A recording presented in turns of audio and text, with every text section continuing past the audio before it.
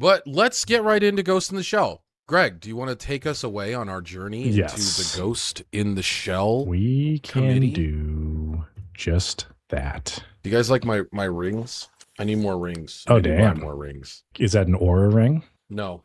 Oh, it's not. It's it was like a $10 ring from fucking. Is it keeping track of your steps and your heart Ross? rate? No, it's just little black ring. I kind of want to get an aura ring, but they're fucking $500. They're expensive. And we're gonna buy that WRX together, Greg, and then you're gonna soup it up. Is it a Nuva ring? Yeah. Mm-hmm. I'm trying not to get Pregante. Yeah, you said it was a little black ring, but I think that's a big black ring. It has to fit at least 13 inches.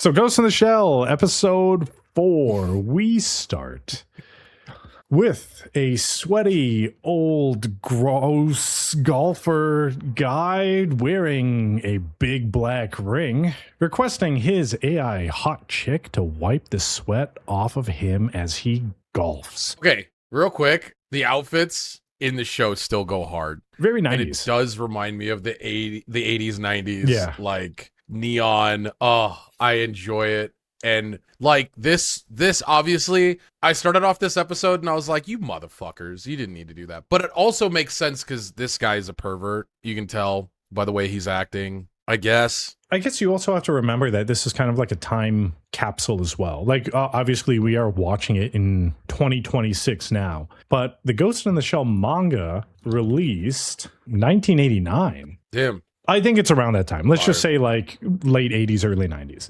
is when the Ghost in the Shell manga was released. So we have to remember that a lot of this stuff, even though we are seeing it in 2026, it is still like a time capsule of the time that the manga was created, because supposedly Science Saru is doing faithful adaptation. So you could have seen this exact picture here, I don't know, 17 years ago in a printed piece of paper. Greg, 17 years ago? What year do you think it is? 27 years ago. 37 years ago. 1737 years ago. You could have seen this exact picture. It's 1738. I'm like, hey, what's up? Hello. Okay, continue. Nice. I might as well just start over. So it starts with a sweaty, old, gross golfer guy requesting his AI hot chick to wipe the sweat off of him. And she goes crazy, understandably, and one of his other AI hot chicks blasts her. And it is October 1st, 2029. 2 days later, the police investigate another Berserk AI incident, and the team is there, and they are interested in picking up the Berserk Hanka Precision Tomliand model. Another crazy robot is eating and cannibalizing what I assume is another robot, and it runs, but then Bato... I think it's a person. Is it a person? I know. I actually stopped it and I tried to look, and I don't know. I thought it was a mix of like blood plus cyber parts, which I guess would be human, I suppose.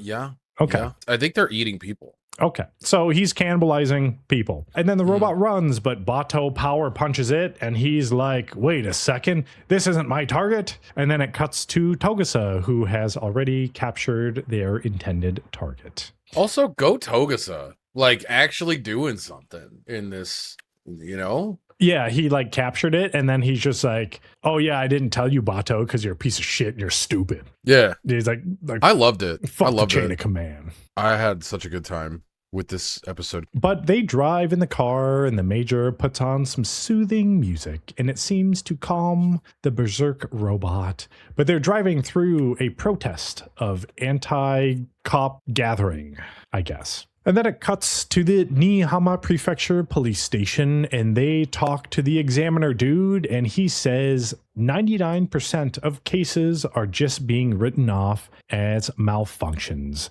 and they're trying to figure out what's triggering these robots to go crazy. And the examiner dude says that he used to be a social pathologist, and the cause is that the robots are being thrown out, especially industrial and pleasure robots, when new models come out. And Bato was like, man, just program those fucks to not be bitches. Yeah, Bato's weird. To look at all of what's happening in Ghost in the Shell, we know that the Puppet Master is doing a lot. We know that there's like almost cyber psychosis things that are happening where these pleasure models and like what's considered disposable cyborgs, that have some sort of thought and AI are going absolutely crazy. And like in this world where you're nearly creating another human life through engineering, we get to the question of like, what is humanity? Like, what is the worth of life in general? When your vacuum cleaner breaks, what is that worth to you? Like the sentimental value it is, or a cleaning capabilities. If your fucking like Hoover vacuum would talk to you when you got home and be like, hey, welcome home, do you need anything cleaned? That would be fucking, you would have like emotional attachment to it. Well, not if it's like, hey, welcome home. Do you want something to be clean? And they're like, yes, please. Can you clean the dining room? And it's just like, and then it just like goes 2 feet and it's just like, oh, I'm tired. I'm going to go recharge. You're like, man, Well, bitch ass that's a vacuum. different, but then you, I don't know, like I feel like when you attach, like we often do this with like plants, I get what you're saying. animals in general. People do it with appliances. Yeah, I'm like literally cars, I think is a give big names. one too. Dude, cars, I have a name for my car. My car, well, okay, I have a name for all of my appliances together. Like Mr. Refrigerator and Mr. Vacuum. no. All of my appliances that keep me sane during the day are called Juliet. It's Juliet that goes around and takes care of my things. My computer is Juliet. My car is Juliet. It is an extension of each other. I have humanized my appliances. So they're more like attached to a hive mind. So Yes. the yes. hive mind is You remember Juliet. the movie Her? Oh, with Joaquin Phoenix? Yeah. Yeah, where he falls in love with Scarlett Johansson AI. Mm-hmm. Yeah, that's me. Makes sense. I mean, you see it a lot. Like, I think cars especially, right? I don't think Mhm. a lot of people like understand cars, and probably in this world of Ghost in the Shell, a lot of the people with these AIs and these cyborgs, they don't really understand them as well. They just have the idea that it's supposed to serve a purpose. And if something can serve that purpose better, then I'll just throw away my old thing and then buy this new thing. And then now my purpose is being solved in what they believe is a better way. Right. And with recycling not being a thing. Oh yeah. Yeah. No, just toss When that did shit on the recycling street. become popular in Japan? So I have right here the recycling laws became standard in Japan in the mid 1990s through 2000s, anchored by the Landmark Containers and Packaging Recycling Act passed fully in 1995, fully enforced by 1997. The existing waste management and public cleansing laws was revised in the official mandate waste reduction in 1991. So this, I assume, mangaka lived in a world where he was seeing like the explosion of like Toshiba, Sony, and all of these electronic manufacturing companies, and used a lot of that to amplify this storyline in the direction that Japan potentially was going.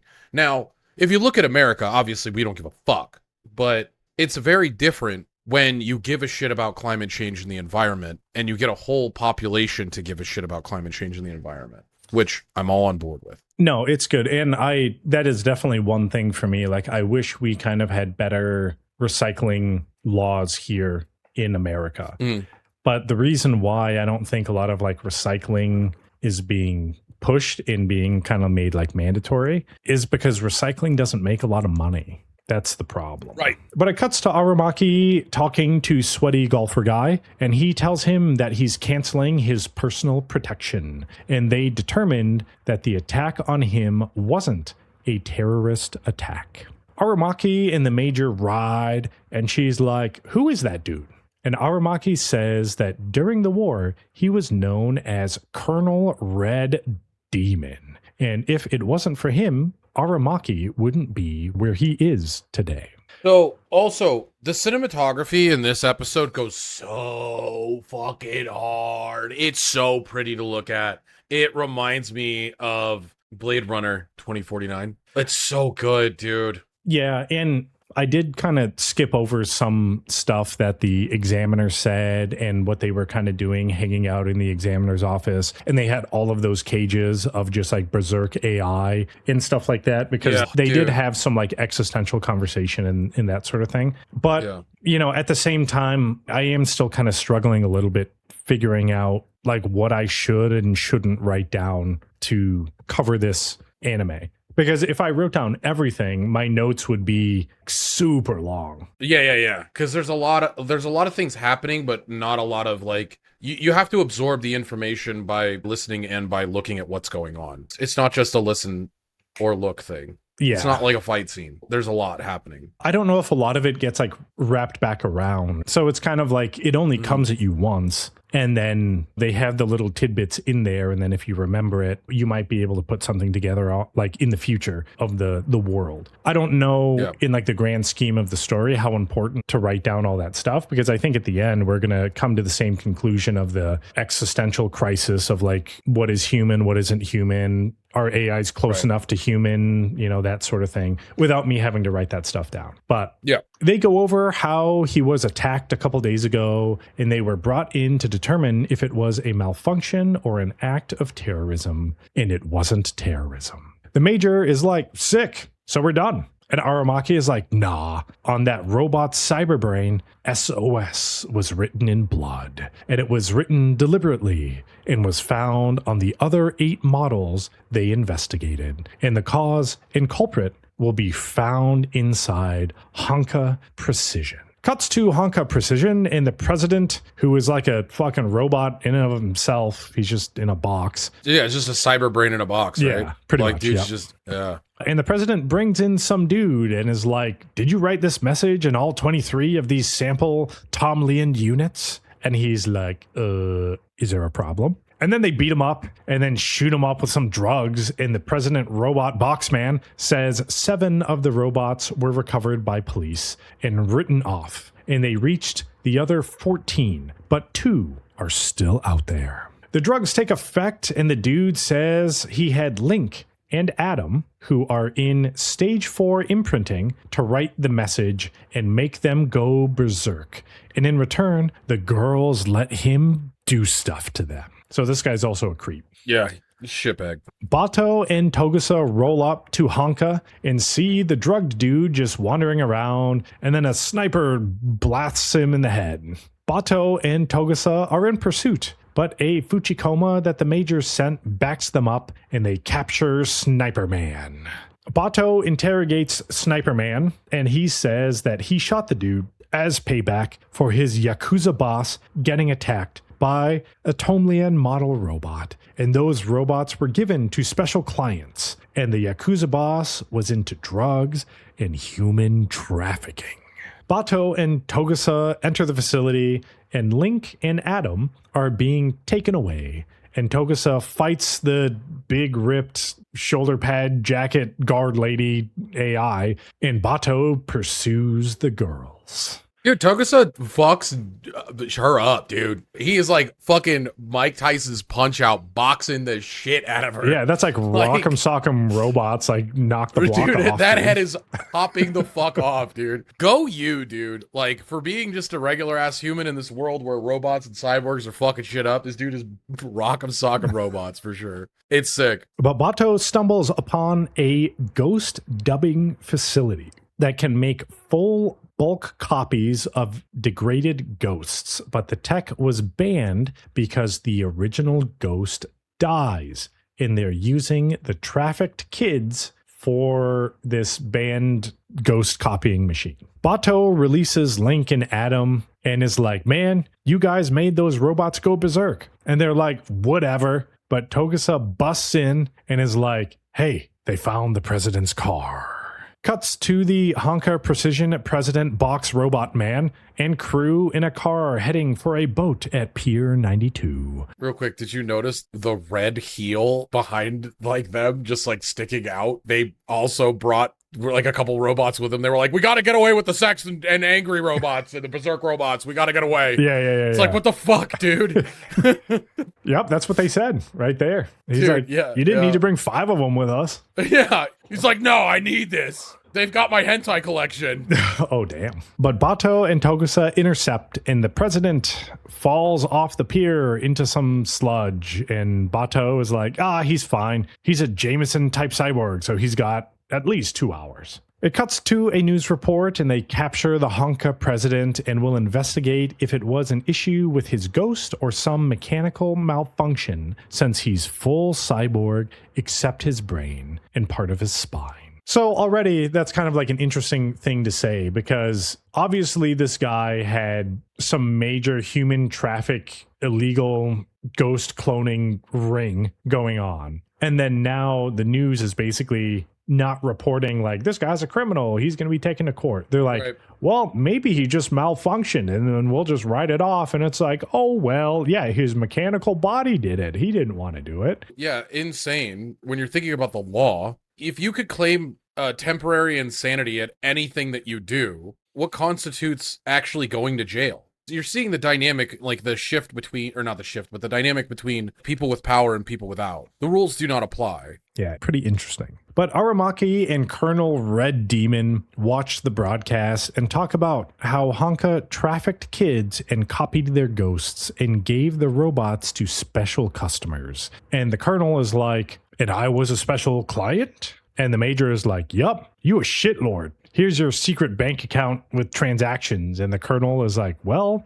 kids end up like their parents and robots end up like their owners. So you'll end up like me one day, Aramaki. And the Colonel was referring to the Major. And like, if we put 2 to 2 together, the traffic kids were having their ghosts copied to these Tomlian robot models, which is why Link and Adam wanted to write SOS on those models, because basically it's like kids inside of grown AI adult pleasure robot women that are being sent to shady officials, basically. Yeah. So that was the whole point of the SOS and kind of what happened in them raiding this facility and doing all of that stuff. Aramaki and the Major leave, and he has some philosophical talk and says, some adventurers said that we need to stop and reflect sometime, and the only ones that can do that are humans. So I assume he's insinuating that there's so much cyberization and AI and stuff going on that no one is actually reflecting on their actions anymore, and everyone is just fucking going wild with doing whatever they want. Yeah. And then that's how episode 4 ends. Yeah. I liked it. I thought it was a good episode. I thought it was a strong episode for an otherwise kind of weak beginning of the season, or beginning of this reboot. Yeah. I enjoyed it. I think they're starting to address that existential question a little bit more now in these later episodes. Yeah. They still do have like a lot of like military information and operation information, stuff that I don't know if it's important for us to listen to or keep track of. Yeah. But I don't Maybe know. the threads lead Yeah. somewhere, but hopefully it's not an accidental Chekhov's gun where we don't ever hear from it again. Mhm. So, all right.